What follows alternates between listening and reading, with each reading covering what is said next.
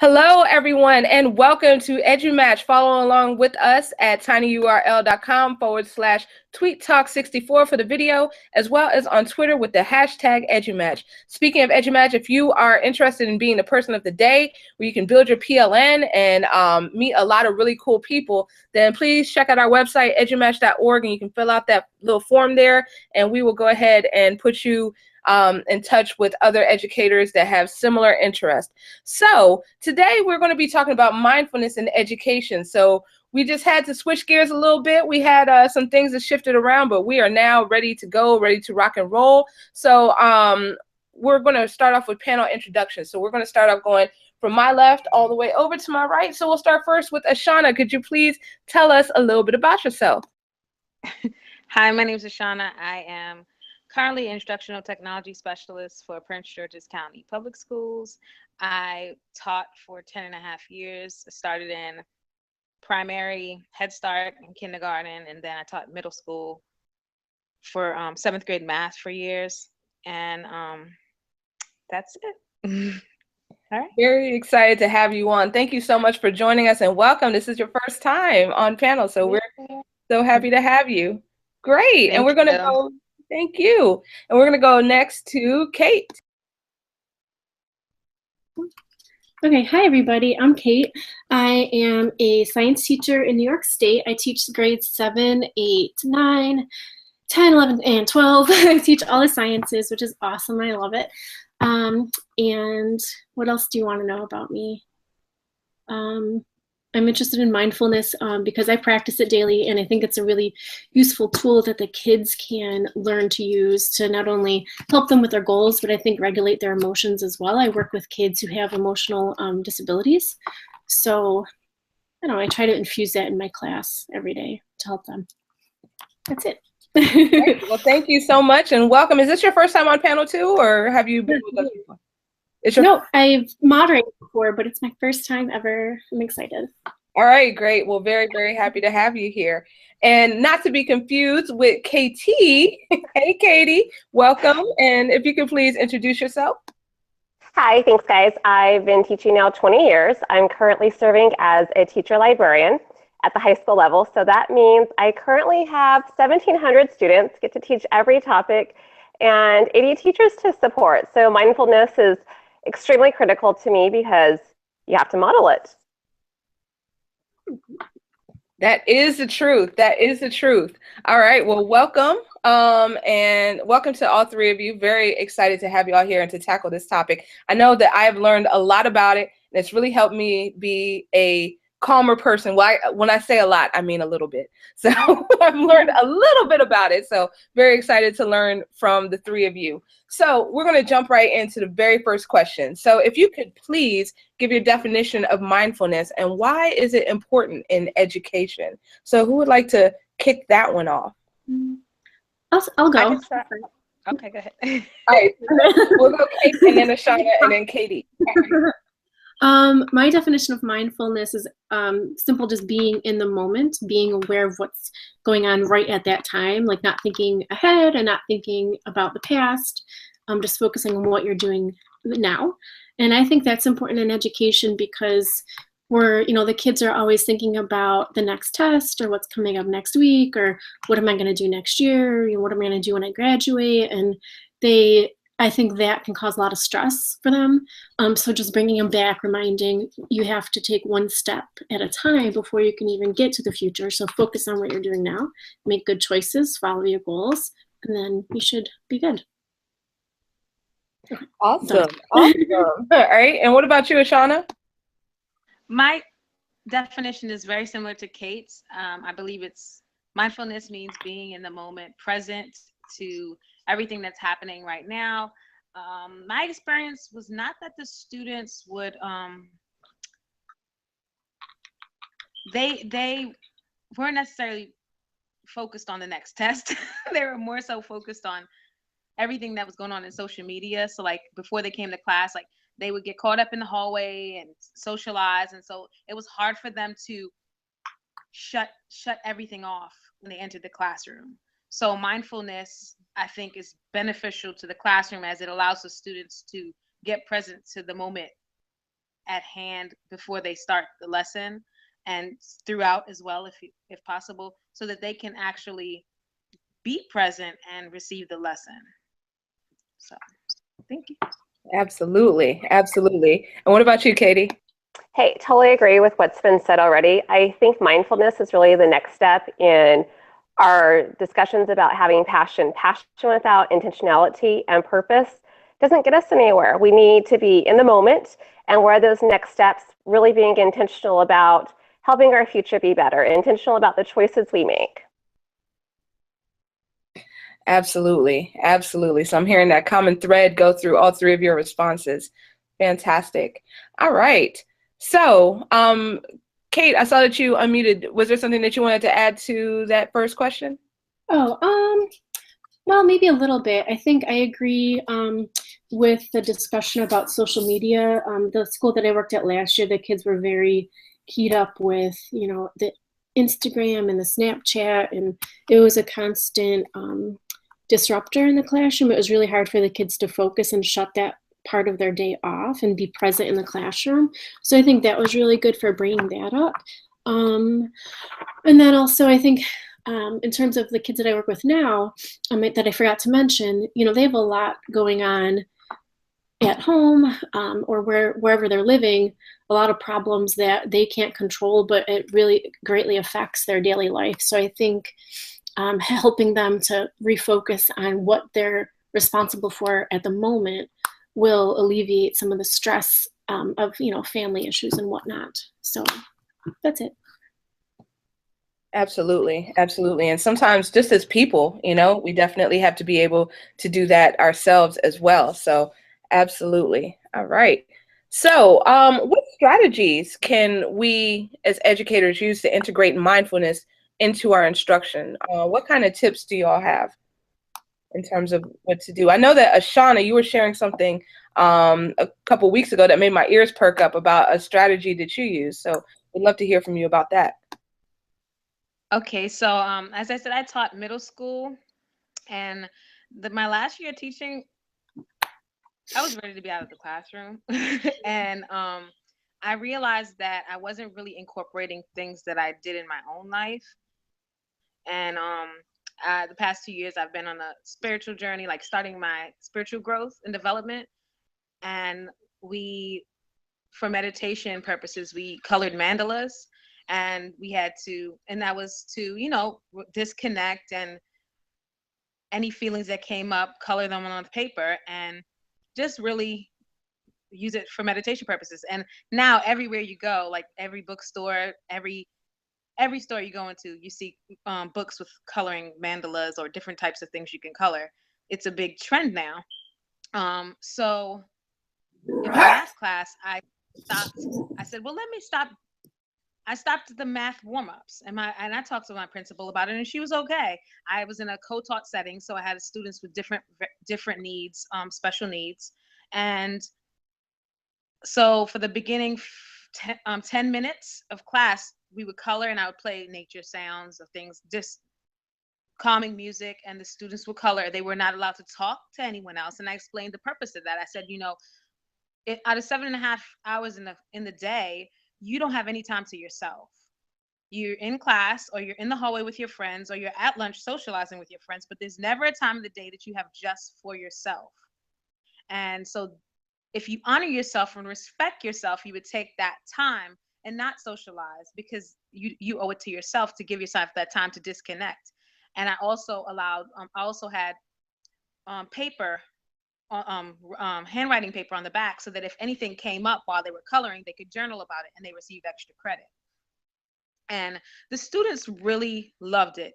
And that was probably the quietest time in my class, was when they were coloring. And I did see a shift in focus in a lot of the students, even the students who never turned anything in.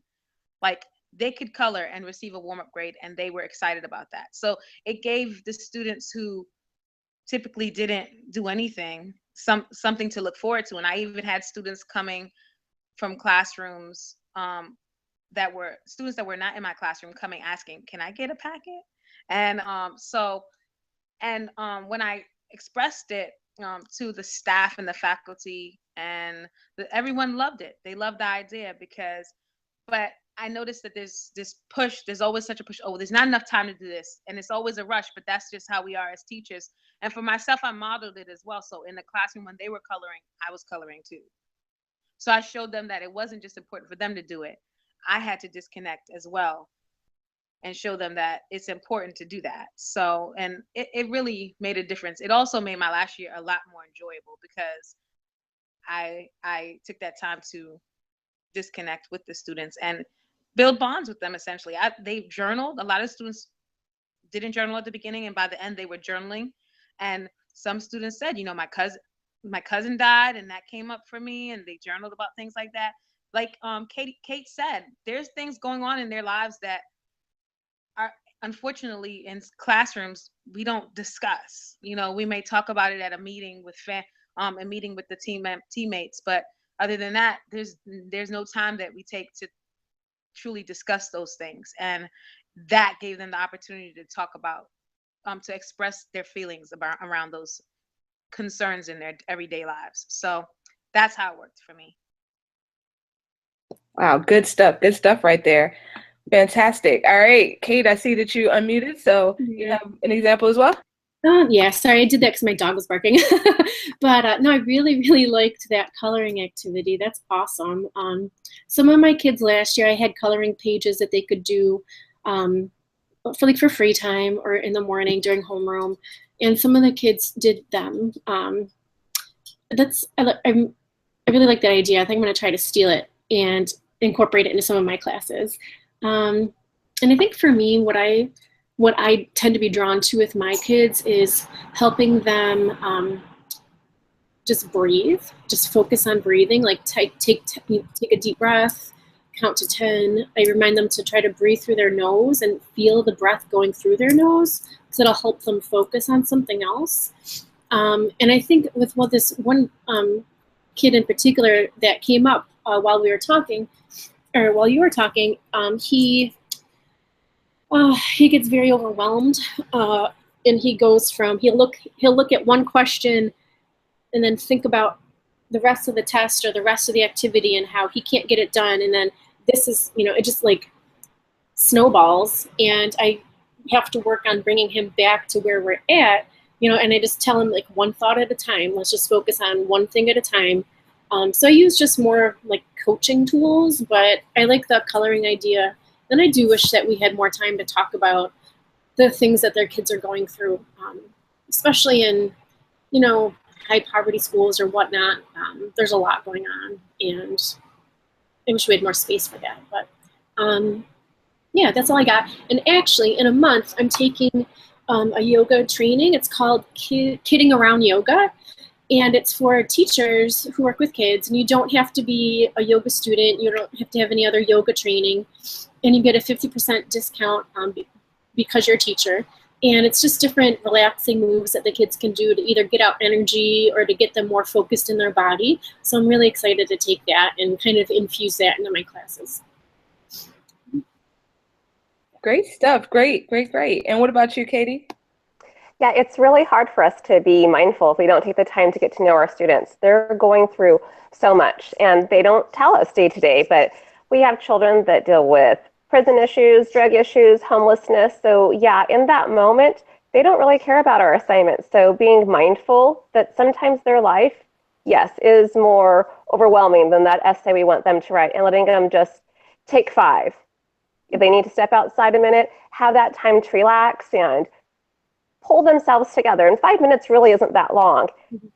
Back, and will work for you. Every time I've had them come back and they're ready to go. But if I wouldn't have given them that moment to just breathe, focus on themselves, sort through their stuff, all period would have gone by and nothing would have happened. I now have a coloring station set up, and I am the annoying 2-year-old because I have high schoolers. So I'm like, why are you doing this? Especially with my boys. And they let me know their own words that it's relaxing, it calms them. They can just do it without being stressed about being right or wrong. And so just the little strategies to help them be themselves and not be so worried about doing something wrong can help them recenter on the next task. Yeah, I had a couple of boys do my coloring worksheets last year too, and they did great with them. I remember one of the girls actually, and last year I had high schoolers for homeroom, and those boys would do that, and they were cool with it. But one of my girls, it was so funny, because I asked her, I'm like, this is supposed to help calm you down and like refocus you, and I was trying to form a relationship with her because we hadn't gotten off to the best start, her and I. So I was trying to, build those bonds. And it's so funny. She said, you know what, it actually aggravated me more because she was trying to get the colors just right and to like match patterns and stuff. I'm like, oh, that sucks. But I don't know, they're tools. So. Absolutely. Absolutely. And yeah, over the summer, I met Rosalie Reyes at Ed Camp Leader in Maryland, who was telling me about yoga. So I know that a couple of you mentioned yoga, but she was telling me about a program that sounded very, very similar to that, where you can kind of incorporate some elements of yoga into your classroom. So I dropped the link that you mentioned, Kate, on Twitter, as well as a school in Baltimore that used yoga to replace detention with some great results. So very, very cool stuff. So let's go to our third and final question of the day. And I guess this kind of ties all together. So we talked a little bit about how we can help students in our classroom, but how can we help them be more mindful in general on a daily basis? So what do y'all say to that? Hey, Sarah, I was gonna first I was gonna say something really quick. Kate said something that made me chuckle because I've done this recently with the teachers to start the training. And so like the coloring papers would be on their, as they come in, they would get the coloring papers and get ready for the training. And I got that same irritability from the teachers, like, why are we doing this? Why are we coloring?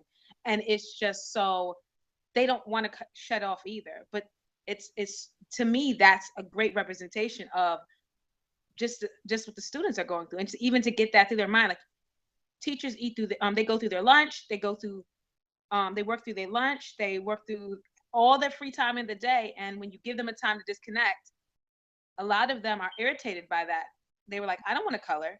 And so if for myself, I believe we need to get that shift in the teacher's consciousness in order to really be able to develop it in the student consciousness. Because if the teachers don't buy into it, then they're less likely to incorporate those techniques in the classroom. And so if it's always go, go, go, I have to meet these deadlines, I need the students to pass this test, then how likely is it that they're going to say, oh, let's take a minute or two to breathe and disconnect from the day?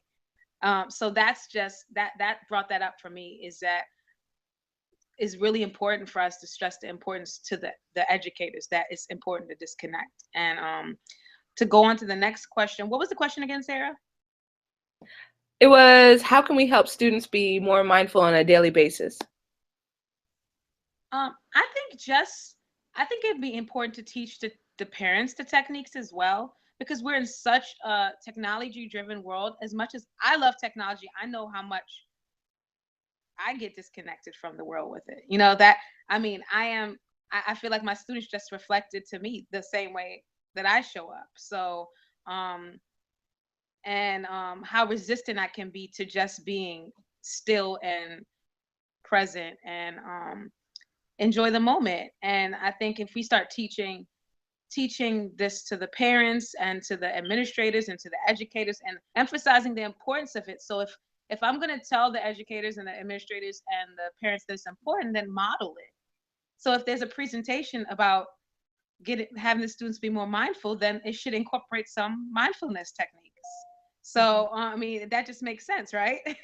And I just think it's crucial. I know that in Baltimore, I think it is, there's a school that presently does not suspend the students. They don't put them, it's something, I forgot if it's not suspension, but instead of detention, they're having the students meditate. Mm-hmm. And it has proven that the students it's really it's increased, it's actually decreased the number of students getting in trouble and being out of the classroom. It's actually helping. And that's a perfect example right there of how if we use different strategies, there can be a lot of change. And the students need to become present to their feelings, because that's what's really the issue. That everything else is a distraction from what's really going on. So we don't teach them to talk about their feelings and things like that. So I think that if we just start modeling this to the parents and the administrators and the teachers, and just showing the importance of how it's changing classrooms and schools around the world, then that can make a big difference. Absolutely. I agree. And Katie, I see that you unmuted.